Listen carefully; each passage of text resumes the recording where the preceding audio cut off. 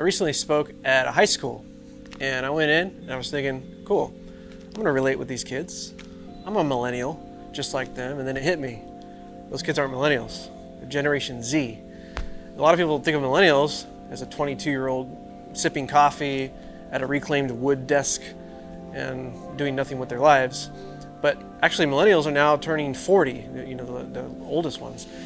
And so it's pretty funny how the generational divides happen and then you don't notice them happening.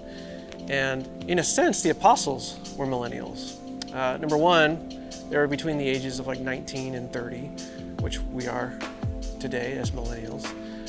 Number two, they all had beards, so, And then number three, most of them were unemployed. So that's proof that the apostles were millennials. And if you need further proof, we can look to John chapter 20, where it's the account of Jesus rising from the dead. And so Mary goes to the tomb, realizes Jesus is gone, goes back, tells Peter and John. Now Peter was a little bit older, John was a little bit younger. And it picks up here, it says, Peter therefore went out, and the other disciple were going to the tomb. The other disciple being John. So they both ran together, but the other disciple outran Peter and came to the tomb first. And stooping down, he looked in and saw the linen cloths lying there, yet he did not go in. Then Simon Peter came following him and went into the tomb, and he saw the linen cloths lying there. I think this is an interesting thing. Two guys, similar in age, similar in experience, but one guy a little bit younger than the other.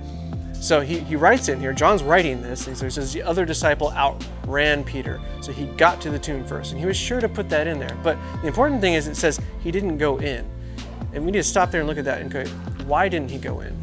Well, there's this thing called the Cohen prohibition, where basically a religious Jewish man can't be in an enclosed area with a dead body. And so, yeah, he got there first, but by not going in, he showed apprehension. Why didn't he go in? Maybe there's a dead body in there. So it's important to take the message of the resurrection, the power of the gospel to heart and with zeal. And a lot of us younger people do. And I say us loosely. A lot of us younger people do. And we'll run and we'll try to outrun the competition and we'll get there. But it really matters what we do when we get there. We need to expect an empty tomb. Because what does Peter do? He gets there, walks in, examines the cloths, everything's cool, then John goes in. And so many of us who are younger in the ministry, younger in the faith, we want to run with zeal, we want to outrun the competition, we want to go for it, but we need to be remembering that we need to be expecting an empty tomb when we get there. It's less important how fast you get there, and more important how faithfully you get there.